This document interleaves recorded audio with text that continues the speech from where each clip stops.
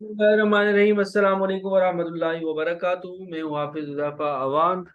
ठीक है, तो आज बेटा इंट्रोडक्शन टू बिजनेस का एक लेक्चर नंबर 1 हम लोग रिकॉर्ड करने जा रहे हैं, qualities of a good businessman. कि एक अच्छे बिजनेसमैन के अंदर क्या क्या क्वालिटी होती हैं वो हमने पढ़ना है। ठीक है, तो ये जो नोट्स हैं ये आप कोई सी भी बुक उठा के देख लो, आपको ये हेडिंग्स बहुत कम मिलेंगी ऐसी। तो स्टार्ट करते हैं। Qualities of a good businessman के अच्छे बिजनेसमैन की क्या क्या खसूसियात होती हैं, क्वालिटीज होती हैं, क्या क्या कैरेक्टरिस्टिक्स हो सकती हैं इसकी। ठीक है, तो स्टार्ट करते हैं।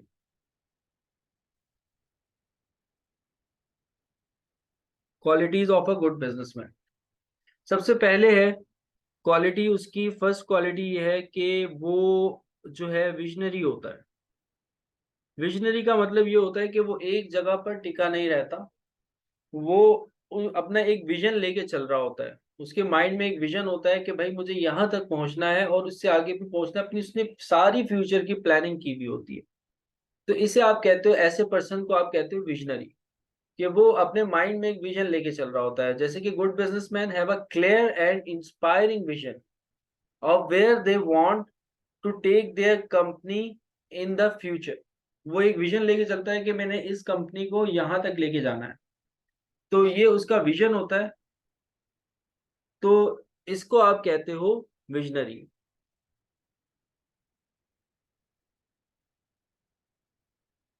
नेक्स्ट है एडॉप्टेबिलिटी।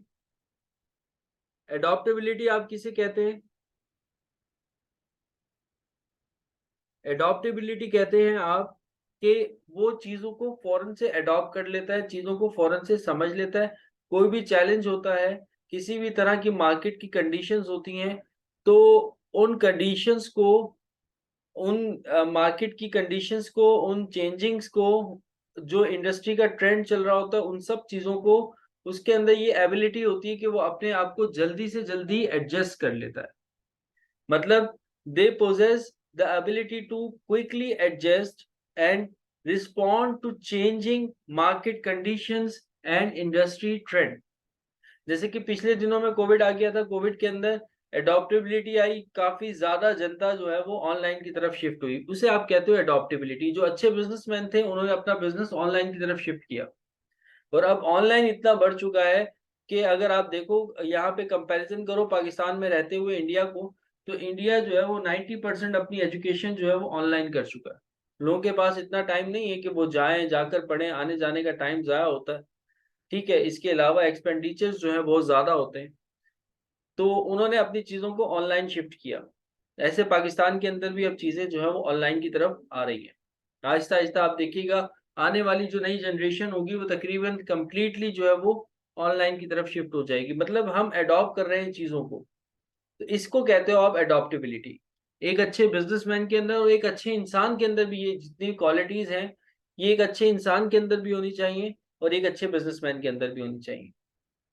थर्ड उसकी क्वालिटी ये होती है कि उसके अंदर एक लीडरशिप की क्वालिटी होती है।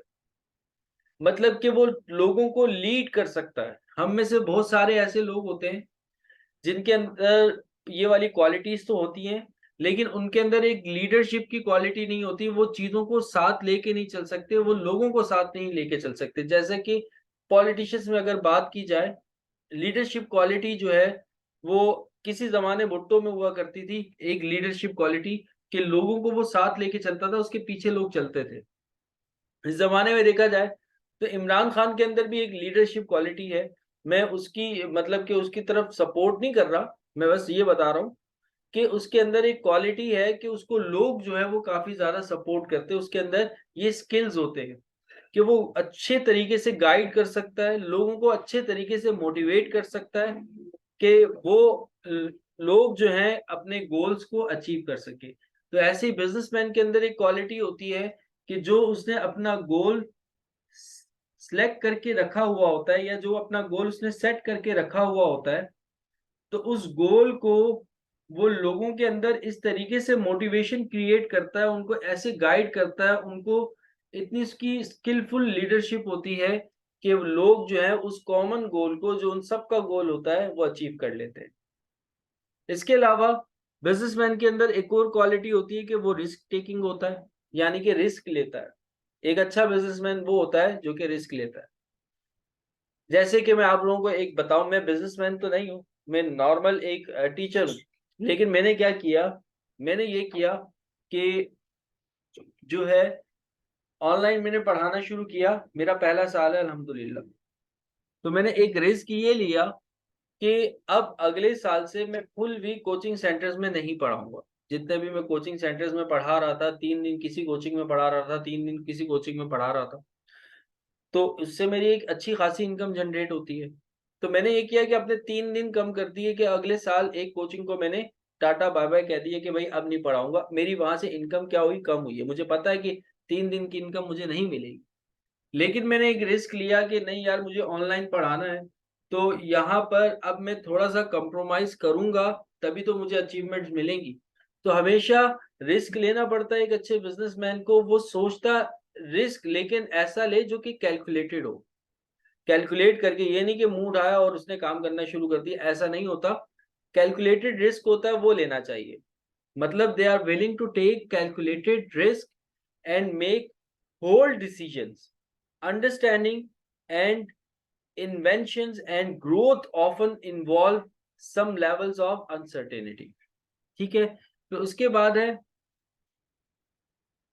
resilience, मतलब कि good businessman bounce back from setbacks and failure। मतलब कि मतलब वो resilience मतलब ये होता है कि वो कभी भी सेटबैक नहीं होता, या जो भी उसका फेल्यूर होता है उससे वो हार नहीं मानता।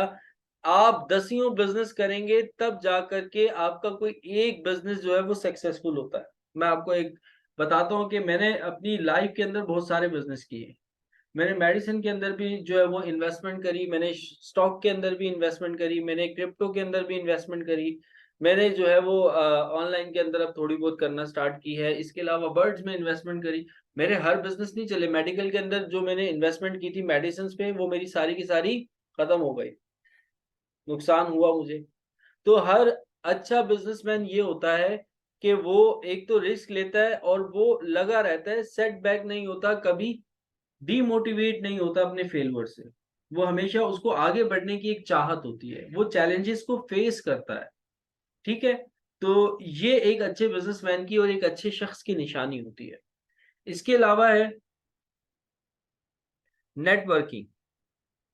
उसकी नेटवर्किंग बहुत स्ट्रांग होती है। मतलब they understand the importance of building and nurturing a strong network of relationship with partners, clients and industry influencers।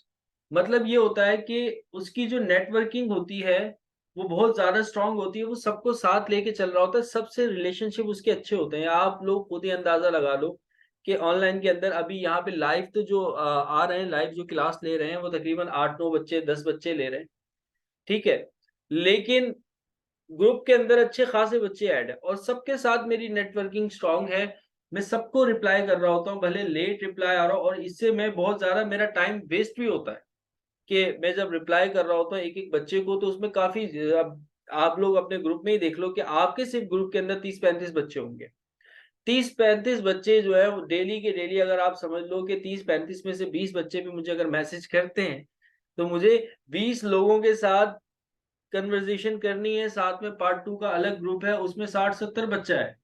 फिर आईकॉम का अलग ग्रुप है, उसमें पता नहीं कितने बच्चे हैं। तो मतलब कि उनमें से कितने मुझे मैसेजेस आते होंगे, लेकिन मुझे अपना रिलेशनशिप जो मेरे क्लाइंट्स हैं, जैसे आप मेरे क्लाइंट्स हो, ठीक है, या जो मेरे पार्टनर्स होते हैं उनके साथ अच्छा रखना है, तभी मैं आगे की तरफ ग्रो कर सकूंगा। अगर मैं किसी बच्चे को रिप्लाई नहीं करता तो बोलेंगे सर तो भाई बिल्कुल भूल ही जाते हैं, फीस लेते हैं, बस एक मैसेज आता है शुरू की 10 तारीख में कि काइंडली सबमिटेड योर फीस, और फिर उसके बाद कोई मैसेजेस नहीं आता जब हम उनको स्लिप जो है वो फॉरवर्ड कर देते हैं। ऐसा नहीं होता।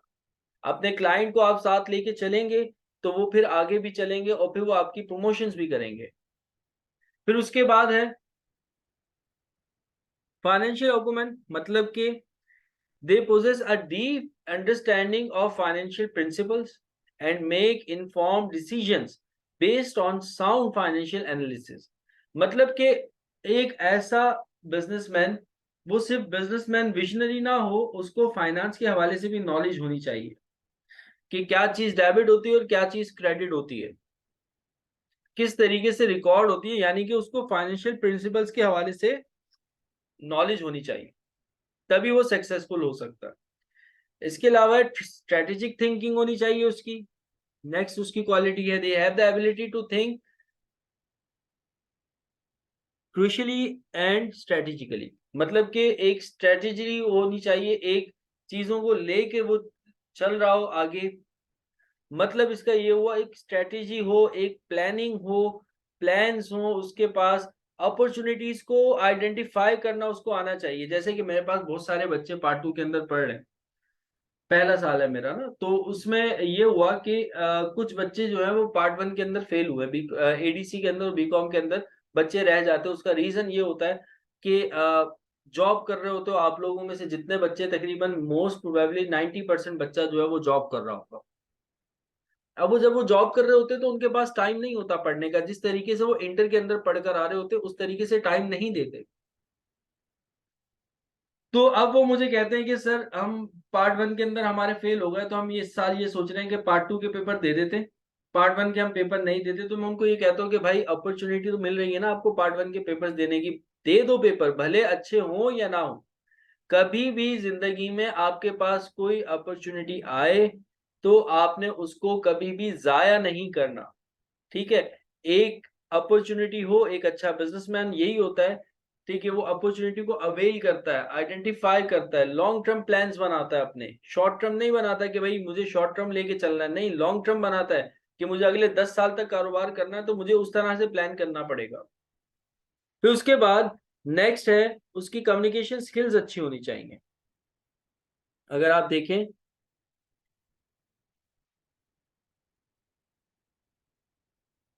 नेक्स्ट हेडिंग आ रही है हमारे पास कम्युनिकेशन स्किल्स। अब कम्युनिकेशन स्किल्स आप किसे कहते हो? कम्युनिकेशन स्किल्स मतलब कि उसके कम्युनिकेट करने के जो उसका अंदाज हो बयान करने का, वो बहुत अच्छा होना चाहिए, एक्सेल होने चाहिए। उसके बाद अपने आइडियाज को कन्वे करने के लिए आराम से अपने आइडियाज को वो कन्वे कर सके, निगोशिएट कर सके डील्स के अंदर, ठीक है। तो अपने शेयर होल्डर्स को इफेक्टिवली, अपने स्टॉक होल्डर्स को इफेक्टिवली कम्युनिकेट कर सके। इमरान खान की सबसे अच्छी बात लोगों को क्या लगती है? इमरान खान की सबसे अच्छी बात यह है कि वो एक गुड कम्युनिकेटर है, वो एक इन्फ्लुएंसर है, उसकी बात लोगों के दिल में अपनी जगह कर जाती है, भले वो जिस तरह का भी इंसान हो, लेकिन उसमें एक बात ये है कि उसके कम्युनिकेशन स्किल्स बहुत ही कोई आउटस्टैंडिंग खानदानी किस्म की कम्युनिकेशन स्किल्स हैं। आपने देखा होगा कि उसने किस तरीके से रिप्रेजेंट किया है दूसरे ममालिक में जाकर के पाकिस्तानियों को। वो कम्युनिकेशन स्किल्स जो है वो आज तक किसी और लीडर्स में नहीं है। तो एक अच्छे इंसान में और एक अच्छे बिजनेसमैन में ये क्वालिटी होनी चाहिए कि उसके कम्युनिकेशन स्किल्स जो हैं वो बहुत अच्छे हों, जो इंस्पायर करें लोगों को। आपके कम्युनिकेशन स्किल्स अच्छे होंगे, लोग आपको अडॉप्ट करेंगे, लोग आपके पीछे पीछे चलेंगे।